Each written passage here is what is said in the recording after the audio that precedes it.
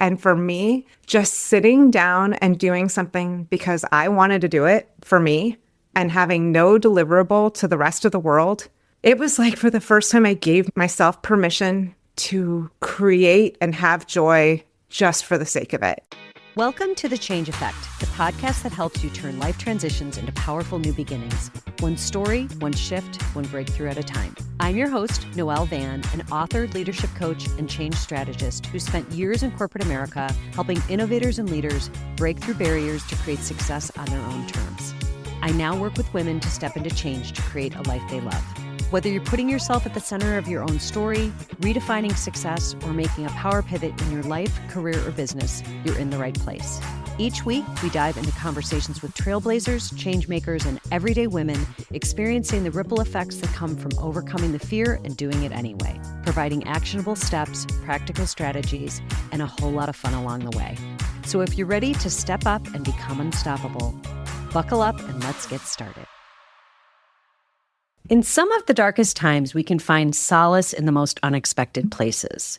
After 7 years as a stay-at-home mom, Jaime Townzen was planning to return to her career and personal ambitions, but the universe had other plans. As several members of her family were diagnosed with serious health issues, Jaime shifted from stay-at-home motherhood to becoming an unexpected caregiver.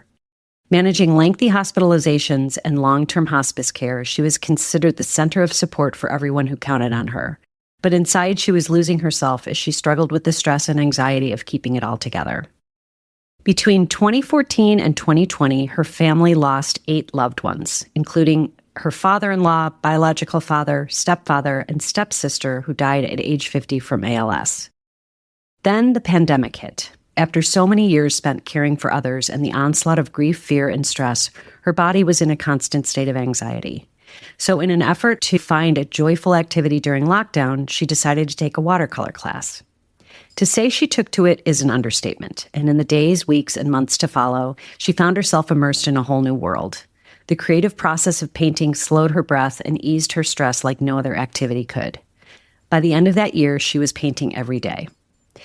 As she started to experience the positive changes from her painting practice, she craved more learning and creative outlets, so she decided to enroll in a Master's of Writing program. Since graduating, she has gone on to publish essays and microfiction in Light Magazine and Fairfield Scribes, and recently released her debut novel, Absorbed, in January 2025. Jaime is here to offer her perspective on embracing identity shifts, prioritizing what fills you up, and using creativity as a grounding force through uncertain seasons. Jaime, it is so wonderful to have you here with us. Welcome to the podcast. Thank you so much. It's so wonderful to be here. And I am moved as you shared that part of my story. It really touched my heart how well you encapsulated what the last, 12-ish years of existence have been like. It's so amazing. As I was reading it, I kept thinking to myself, there's so many different moments that have brought you to now. There's so many different twists and turns that have happened in your life so far. You're just getting started. Absolutely. Absolutely. It's so amazing. So Jaime, let's go back just a little bit to the time before you started on your creative journey. Tell us a little bit about your life. I know I introduced it a little bit, but maybe give us a little bit more about what that was like and then what drove you to look for something to help ease the stress of what was going on. Way back in my college days, I was a very creative person and loved going to concerts, and I was a writing major, and I had a career in nonprofit fundraising that really combined so many of my interests. And then, like so many of us do, my husband and I decided to have kids, and his career was extremely lucrative. So of the two of us, it made more sense that if anyone was going to stay home, it was me.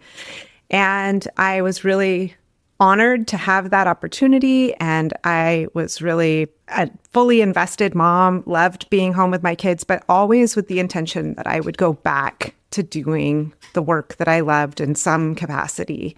So even while they were little, I was like a mommy blogger on patch.com, and I would write or write little stories for them. They'd be coloring in their coloring books, and I'd write little children's book pamphlets for them that we would read.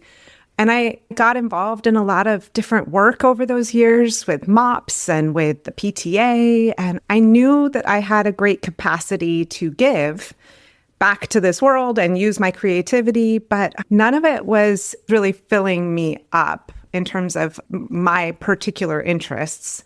And I thought, okay, well, once the youngest one is in kindergarten full time, here we go. And sadly, it was not long before that year. It was probably about 9 months before that kindergarten start that I found out that my sister had ALS, and she's been my sister since I was 4. She was my sister. And my stepdad, her father, had Parkinson's. They were diagnosed within a year of each other. And that was really heartbreaking. But I just thought, well, their doctors are going to do everything they need to do. And then when my youngest started kindergarten and I took a job, it was like the universe was saying, not yet, because 2 weeks into my job, we found out we had to move. The people we're renting a house from needed us to move out, and they broke the lease that we had. Then 2 weeks before our move happened, my grandmother, who I was very close to and who really I share a lot of common interests with, she passed away, and I was blessed to be by her side when that happened. But 2 days before our move, my father-in-law passed away, and that was extremely unexpected, and it really broke all of us in so many ways because he was so central to my husband's family and to their whole community. He'd been the only middle school science teacher for multiple decades. He'd been a basketball coach in their community and involved in the church, and everybody knew him, taught swim lessons. So when he passed away, it was a huge shock, and my husband had to fly up and help his mom plan the funeral. And I was moving our children into a new home, new community, new schools, about 45 miles away. And I can't even explain the amount of pain that started that next 6 years from 2014 until 2020. It just was this trajectory of one thing after another after another. I like to sort of compare it to like tidal waves after tidal wave after tidal wave of just getting knocked off our feet with these emotional, horrible experiences. So 2015, my dad was in the hospital for 4 months before he passed away. January of 2019 is when my stepsister passed away. So that last year was especially hard. But during the years leading up to that, she had 3 children that needed care, and her husband was working full time. And so I would do driving lessons with the kids, and like I would take my kids to school, and then I would go pick up one of her kids to go do something that needed to get done. And it was so many years of this. And then January 2020, my stepfather passed away. And the final year of his life was especially hard with the Parkinson's. And he'd been hospitalized for about 2.5 months prior to that. And that was 90 miles away from my house, and driving back and forth and trying to be there to answer questions in the hospital alongside my mom, and then be home for my kids and get dinner on the table and get them to their swim lessons and whatever needed to be done. And all of that was just so stressful, so much grief to carry, but then also you can't really fully get over it because you have to bottle it up when you're dealing with the next tragedy that's going on. You have to be strong for those people around you. And my in-laws' family didn't really directly affect my personal family. And so dealing with my dad's illness, the fact that I'd lost my father-in-law the year before, it wasn't really relevant when I'm sitting in the hospital. And so everything just kept getting put on pause, and especially everything that really had filled me up and made me a unique individual in this world that was full of life and vitality and joy was gone. It really had just had to be put aside for those 6 years. And then the pandemic hit, and man, that just really, rocked our whole world, right? Yes. It really did. Yes. And my mom was a new widow and locked in her house by herself and struggling with alcoholism. And I'm sitting in my house not knowing how to handle any of this. We had a new puppy that came home March 7th, and then the world shut down March 13th. So I didn't realize I was getting a pandemic puppy, but I had one. Right. And everybody's got to be on Zoom meetings in their bedrooms. And my husband, who works in finance, had never been allowed to work from home before this. It was like against every rule. And then suddenly he needs to be working in our bedroom about 100 hours a week. So I can't even access our bedroom. And so I was walking 7 miles a day with the dogs, and I was doing Zoom therapy, and I would have my prayer groups with my friends from my church, and I'd have my girlfriends, and we'd have happy hours on Zoom. And all of this was just an attempt to make it through every single day. Just what can I do to make it through? But that hum of anxiety and that constant weight of grief was always there, and it wasn't going away. And I kept doom scrolling on social media, as all of us were, and sometimes still are to this day, 5 years later. And the same ads kept coming up for these online watercolor classes. And it was like, anybody can be an artist, and you can use whatever supplies you have at hand, and they're free on YouTube. And I was like, well, why not? This sounds great. So in July of 2020, I was like, I got my younger daughter, and we went and sat on the patio, and we did our first Let's Make Art watercolor package. And she enjoyed it. I think just the fun creativity, but she was a little bit of a perfectionist and didn't get as hooked to it as I was. And for me, just sitting down and doing something because I wanted to do it for me and having no deliverable to the rest of the world, it was like for the first time I gave myself permission to create and have joy just for the sake of it. Just for the sake of it. And that really flipped the switch. I needed that. I needed to give myself permission to make time for that part of my spirit to be alive and nourished again. No, what's so amazing, as you said in your intro, it just grew from there. You know, what's amazing to me too is when I think of anything creative, I mean, anything like that's a creative outlet, like photography, writing, drawing, all of those things, like you don't realize it until you are immersed in it and you realize how time can fly, first of all, right? Because I experienced that in writing. I'll look up, I'll be like, wow, it's 2-3 hours and it just passed. But it also, there's a meditative quality to it. And I almost 100%. Like when you just, as you were just describing all of these things, which by the way, Jaime, my condolences to you for so many different aspects of your story. You have so many deaths in the family and illness and all of the things that you were going through to help support. It's not just having that happen, but you're there as a main support system, right? And then you're also handling everything that's going on with your family, which is a whole nother thing that can be a full life right there. So you're handling several different things all at once. But as you're describing it, to me, it was almost like my blood pressure was raising as I'm feeling all of the plates that you're spinning. Yeah. And I can't imagine once you get to a place where you find something that just can quiet that for a moment. Yes.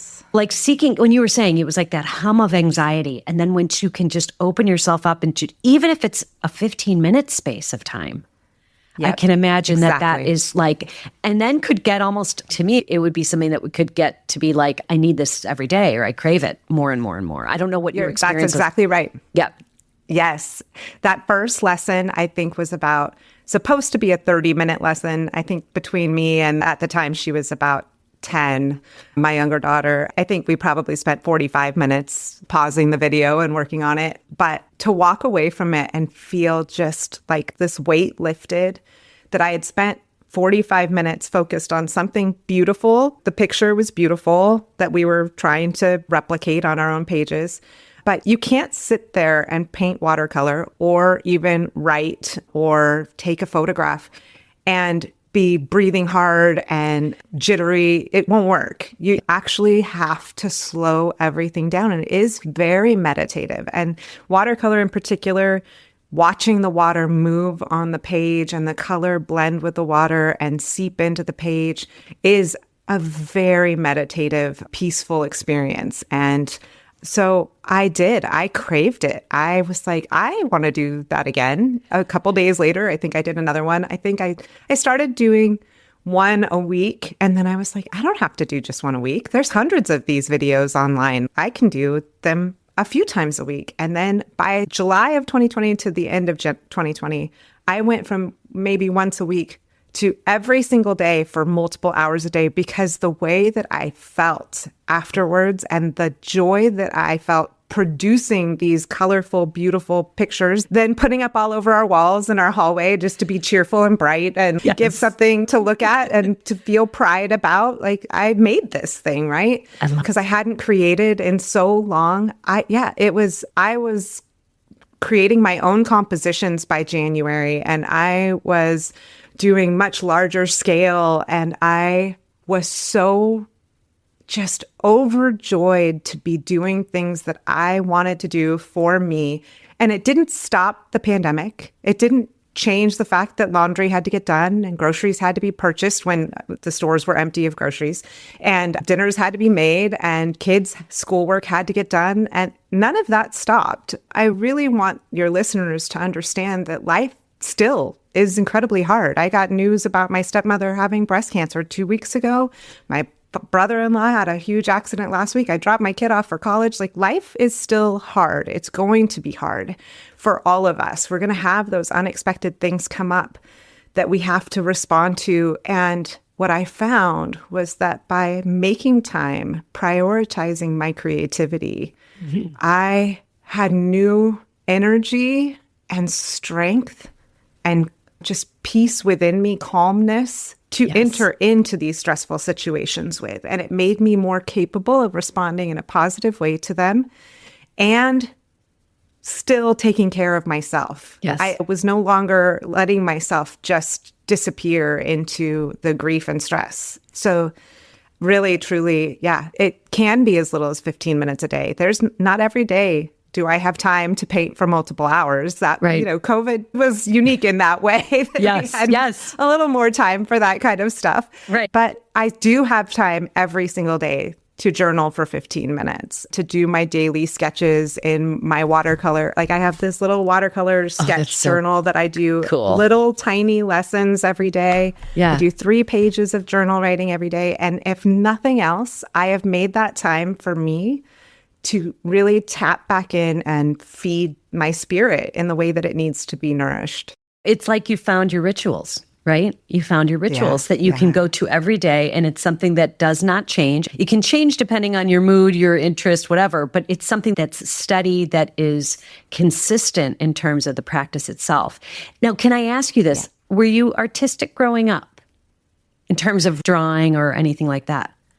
I was a reader. I was a doodler. I would doodle while my teachers were talking. I was surrounded by artists. My grandmother, that was the first one to pass away in that string of so many, was actually a mom of 4 children born in 3 years who had a dual master's in mathematics and art.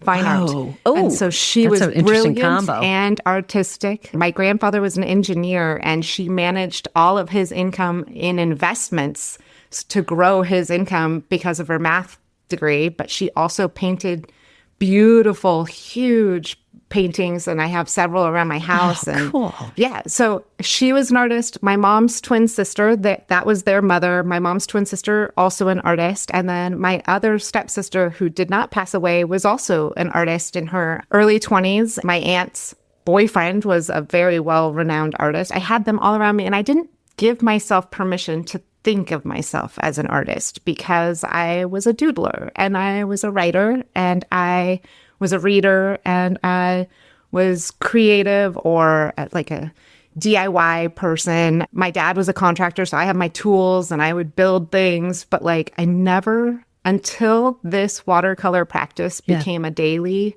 ritual. And I really do, I even give her acknowledgement in my book. I attribute so much of my attitude towards art to Sarah Cray, because she makes you do a little pledge before the lesson gets started, in which you say, I promise not to compare my work, I promise to be kind to myself, and I promise to have fun. And then as she's teaching these lessons, she's saying over and over again, it's just a piece of paper, but the fact that you sat down and did this, you are an artist. You are an artist. Just You took any time at all to do this. You are an artist. And it was like she was giving me permission, and the thousands of us who have learned from her, to be an artist, even if it's for 15 minutes a day. Yes. We should put her link in the show notes too, just for people in case that's something of interest. Because I think that part of it is the permission. We've all had those moments where you want to try something or you think about something and it's like, well, I'm not a X, whatever it is. I'm not an artist. I'm not a writer. I'm not a this. I'm not a that. And to have somebody just to say, once again, the perfectionist in all of us, put that aside. We're doing this for yourself, and whatever the outcome is, this is a practice. This is not like a pursuit of perfection, which is just such a lesson for all of us to learn every day in everything we do. 100%. Yeah. The practice is the reason. Not the outcome. You don't do it for the outcome. The outcome may be beautiful. You may want to put it on your wall or give it as a gift to someone, or even create your own site and sell it, like I eventually came around to doing. But there were hundreds, if not thousands, that will never see that website that I have things for sale on. They were the practice that brought me the joy to being the person I am today, that has published a novel that I'm so proud of, that is making time for myself, that's showing my daughters that the dreams that they have are completely achievable, no matter how many tidal waves of awful things in life may try to knock them down. They can achieve them. They just have to put themselves and their dreams as a possibility by making that little bit of time. Can I ask you, because this is probably something that might go through people's minds. I know it goes through my mind all the time. When we delve into something that we enjoy, we always seem to have there's levels of guilt that I think are almost, can be so subtle. And it's not to say everybody is walking around not allowing themselves to have a pleasant experience. But when you have a lot going on, as women often do, right? We multitask quite a bit. Yeah. And we have a lot going on. And then once you started doing this, and this became a practice, and you were dedicating time to yourself, what was that like in terms of giving yourself not only the allowance to do that, but to feel okay with it? Or was it just, no, this is a survival thing for me. I have to do this. What was the process in your mind in terms of giving yourself that space? I think there were stages. There were definitely stages. Early on, I started to say, like, it's okay to put a little note. During COVID, I set up a little desk in our garage because the puppy was there at my feet and I needed a place to work that was not going to be disruptive to anybody else. And so I made my Zoom calls with my therapist and my Zoom prayer meetings and my art time priorities. And I started to put a little note on the door from the inside of the house going out to the garage that said, not right now, give me 30 minutes. And it was more survival. I would say that was survival at that point. But then it started to become me realizing that how I was responding to things in our household was so much better because I was more at peace and I was more filled with joy. I was not responding from a place of fear and anxiety and stress. I was responding from a place of calm, grounded, rational thinking, which was good because I got back to that place. And so it was like, no, this needs to be a priority that we all agree to. And my family started to see that, yeah, mom's a happier person just in general when she has this time. So then, I kid you not, we moved into a house in 2022. I have my own office and I love, but I have glass doors. So anybody walking into the house can see everything in my office because of these glass doors. And I was like, how am I going to not have them interrupt me? And all I did was get this little sign that doctors sometimes have, like, do not disturb and available now, like the little green and red slides back and forth. And I put that on, and my whole family knows that while I have that do not disturb, they just leave me alone. Now, the animals may sit there and whine. They don't read very well. So they have to kind of be allowed to be around my feet. But it's just, for 5 years now, we've really just made it a way of all of our lives that I will create on a regular basis. I will need time to just be left to work. And we treat it is my career. It has become my career. I just happen to do it in the house so I can keep being the mom and wife and everything that I have been. That's such a great setting of boundaries. And with a family, I mean, families are hard, right? It would be one thing if it's just your partner. You've got family, you've got kids, you've got dogs, you've got everything. Okay, so let's talk about this book because, I love this book. Give us a little bit of background of how this came to be. Yeah, so in 2021, I decided to go back to get my master's degree, and I did it in 14 months through an online program. And the final thesis project in 2022 was the first 10,000 words of a novel. And like life was, I was sitting on the beach in Hawaii, but at a funeral. My grandmother had passed away, and we were spreading her ashes in Hawaii. And school was starting for my then 8th grader and sophomore in high school. And I was going to be trying out for the basketball team. So much life was happening around me. And I had this 6-week term to write 10,000 words of a novel. And I sat there and I just thought, I have to write what I know. That's the ticket, right? If you write what you know, even if it's fictional, if you write what you know, it'll come out easily. And I was like, well, I know teenage girls because I'm surrounded by them all the time. And I was one. And I know the pop culture that I love, the music that I love, so much of it is rooted in the 90s. My husband and I started dating in the 90s, going to punk rock shows. And so we still go to those shows and we listen to that music. And this was around when we started hearing that No Doubt was coming back and Blink-182 was coming back and Green Day was like making a big headline again. And I was like, I can totally write about all of that from the perspective of a teenage girl. And I can just set it in the 90s. And then I realized that the real clincher was like, I was a lifeguard in the 90s. So I can set it at a community pool and it can be a lifeguard and like Caddyshack with all the guards in the guard shack, but I'll make it Clueless meets Baywatch. And it just started like all those creative ideas were just firing. Like, I know how to pull this all together. Yes, I can do this. And I could see the characters and I started building them in my little scrapbook. And it just... It worked so naturally to talk to teenagers of today through a teenager of my genre, my age group, Gen X, in the 90s, in a way that could show them that what they're going through now is not that different than what we were going through back then. We have all this, again, in 2022, we were and still are dealing with a lot of the debates regarding women's autonomy about their bodies and when it comes to whether they have the right to abortion, depending on where they live, and what it means to be offering consent in their sexual experiences. Also, teenagers being exposed to narcotics and alcohol and partying and things like that. What right now may be fentanyl for us was more like heroin. We all go through these things. Sadly, we have not changed that much as a society. And so I could talk to them through these stories that I knew so well and talk to their moms, because it's a coming of age story that's intended to really bridge that gap between Gen X and older millennial moms with their teenagers today and say, look, you can offer more empathy. You can really get where your kids are coming from because you were there too. We all were there. We all saw this happening. We all experienced this happening. So it just really flowed out of me. So even though that first 10,000 words was finished by October, I actually had written 95,000 words by January. And it all came out. And then I spent the next year really refining it and tuning it. I decided to incorporate watercolor into my main character's story as well, because she goes through some really traumatic experiences and she needs to deal with them. And I thought, well, what has worked for me? Well, watercolor has worked for me. So I give her this mentor teacher who really helps her work through stuff by using watercolor. And so it really was just this full circle story for me to put out there. It is fiction.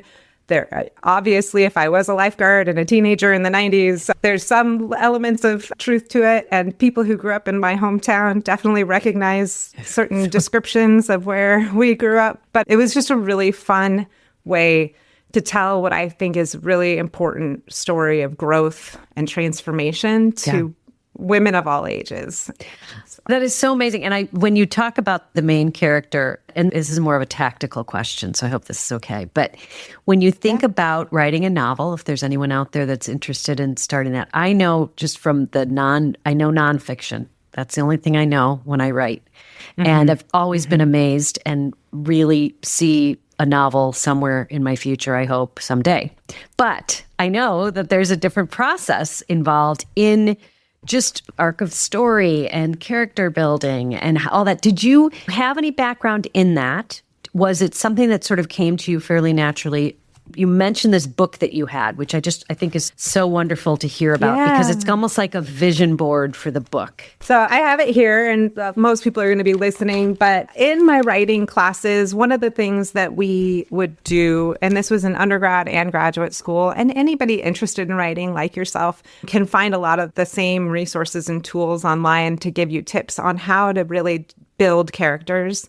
I happen to be a very visual person, so I went and pulled pictures from Liv Tyler and Elisa Silverstone when they were in the Aerosmith videos. I started taking pictures from magazines. I pulled out my old CDs and tape decks and scanned in pictures from the Blind Melon's Little Bee Girl. And I was like, I know I want to incorporate these kinds of details that all girls wanted to be Liv Tyler and Alicia Silverstone in the 90s, like that. Right. And Cindy Crawford and Nikki Taylor for sure, too. Yeah. So they make their place. And so I literally started printing things and cutting them and putting them into this little notebook that I have that, became a scrapbook of characterization, of story arc. I started to know these characters so well that I would know what their favorite snacks were and what their car was and what their favorite movie was, what CD they would have if they were to just press play on what's on their boombox in their bedroom.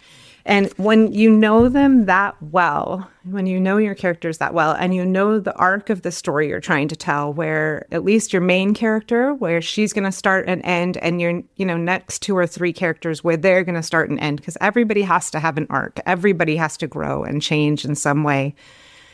Then once you know those elements, it's so easy to start to see them in your mind interacting, how they're going to get from this place to that together, how they're going to talk, how they're going to interact, how this person is going to respond when that person makes that choice.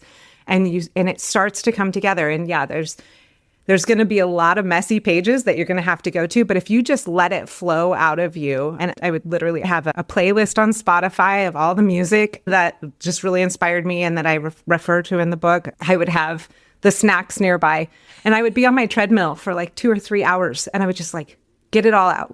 Talk about everything. Oh, you were typing on your treadmill, as you were walking. Yep. Oh, God, I love that. Okay. I had it. I don't now. I did at the time when I was, and I probably should bring them back. They're in the garage right now. I have a gym set up in the garage. But for a while, I had the bike and the treadmill in my office, and they both had tables, and I could just type and type and type and type and type and type. Wow. Just to any possible interaction that these characters could have with one another to get from point A to point B. Right. And it just really started to flow out of me. So I really recommend knowing your characters that well. If you're ever going to write fiction, you should be able to imagine that if you walked into their favorite store, they would be standing right there, and you could tell what clothes they would be wearing, what they'd have in their pocket, where they're going next. You should know them that well. Then you can write them. You can absolutely write them. Well, I just have to go back to this treadmill only because I feel like the act of movement, right?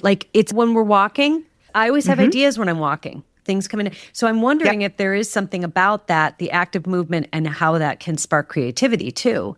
So that as you're... 100%. I mean, that's kind of cool. I never thought of that. That's an excellent... And the fact that you are immersing yourself in these characters so deeply. Because whenever I think of fiction writing, I feel like there's so much structure involved. But the way you just described that is such a beautiful way of putting it together. Of once you understand and you can sort of walk and breathe as these people, you know them so well, then the interaction becomes more natural because now you're just having conversations between these characters that you know so deeply. It's just amazing. Anyway, I've never heard it described like that. Really, the same way that you could imagine your very best friend or your dad responding in a situation or what they would eat for breakfast, you should be able to do that with any of your characters. And when it comes to movement, I walk my dogs every day and I have my phone, and I know our phones can be a burden, but I get inspired for my art from things, and I take pictures while we're walking. I get inspired for what I'm writing, and I take notes just with the audible notes while I'm walking. And so I knew that I do. I really do get inspired by movement, and it really does help to break that block, that writer's block for me, that sometimes just sitting here, I can start to think like, oh, the garbage needs to go out. Oh, yeah. Oh, there's the pool guy coming. I better go do this. And if I'm moving, I'm not paying attention to any of that. Like the rest of the world melts away when I'm moving and I'm just focused. Yes. So it does really help a lot. Oh, that's such a spark for me because I never thought of it that way. But there is something to be said about that. Okay, so tell us, what is next? Yes. What's coming next? So the book is out. The book came out in January, and have you been promoting the book, all of that? I know we're well into September now, but are you promoting? Yeah, I've had some bookstore signings. I've had some different book clubs that I've gotten to join in their book clubs. I have some more of those coming up. I've done some promotions on the different social media and on my website, and I plan to do more of those. The name of the book is Absorbed because the ties in between a very self-absorbed teenager, the absorption of water for a lifeguard, and also the watercolor absorbing into the paper. So it's called Absorbed, and I don't anticipate at this point there being a follow-up to Absorbed. Right now, I see it as a standalone, although I've had some great feedback that people would love to see where Stacey Chapman's story goes from here, but we'll see. Maybe. The seed has been planted. Possibly. Yes, the seed has been planted. I gave myself some grace the last couple of months. We had a very hard spring. My mother-in-law passed away. We moved my mom into a retirement community, and after 26 years in her last home, so that was a big downsizing. And my oldest daughter graduated high school in June, and we just moved her in on last Thursday into her dorms across the country in New York City. And so I let myself just really be and do my daily art and journaling practices, but I didn't put pressure on myself to produce. And I am very fortunate that I have the flexibility to do that. But now the fall is here, and I am really hoping to dive into a lot of characterization and world building for this next story that I want to tell, which sadly during my mom's early COVID days as a new widow and with alcoholism, she got scammed by some pretty serious, awful romance scammers online, and all of her inheritance was taken. And so I would like to really dive into who the people are and create some characters that have some real depth, that they would choose to do this, that this would be a life that they are living, stealing from innocent victims. And so I'm going to be telling some sort of a story. I have some ideas on what kind of life circumstances might lead to somebody seeing that as their best option for creating an income for themselves. And then obviously I'm going to be intertwining that with the other side of the story, the victim, and how they get to the point of being so easily pulled into that net and believing it so wholeheartedly that they would abandon all logic and reason and give that kind of money over to a complete stranger. Now, so it's going to be intense. Yes. Is this going to be nonfiction, or you're saying fiction?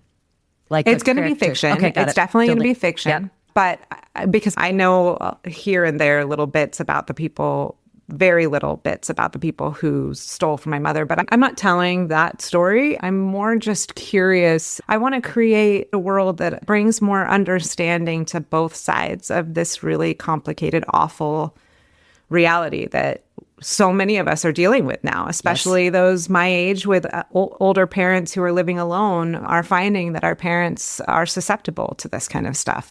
It's out there, and there is a lot of mistrust out there because of it, because there's so much more going on in the world that we need to be really, really skeptical about. And it feels strange to feel that way. It feels like the fact that we have to feel skeptical and worried and like, oh, is this for real? That's the world has changed that way, where we have some people out there not doing such nice things.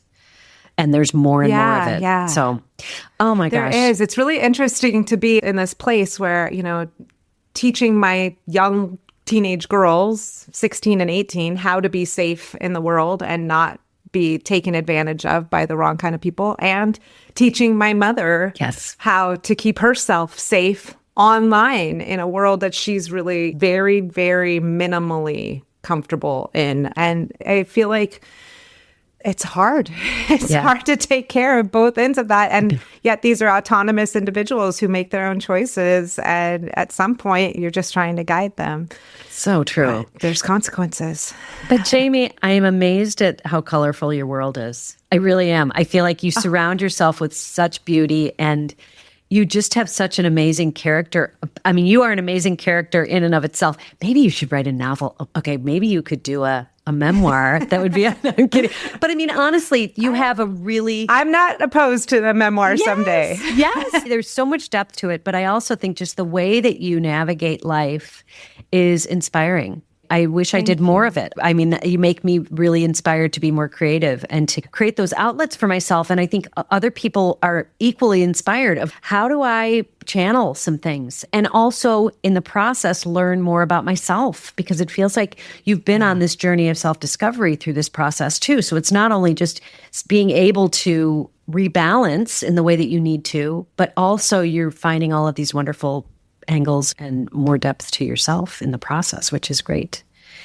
So I can't wait. I think so. I think creative outlets are particularly helpful in giving us insight into who we are, and whether it's watercolor or writing or photography, or in my husband's case, building really complex spreadsheets. It is a real insight into our brains and what fuels us, and giving ourselves space and time to pursue those interests and passions really does, I think, bring out the best qualities of ourselves. And so I'm so thankful that you let me share here, and that you see that it is something that your audience might benefit from hearing about. Oh, absolutely. Absolutely. And Jaime, we want you back, because I want to know what's going on in the next year, because I'm sure there's going to be multiple new projects in the works.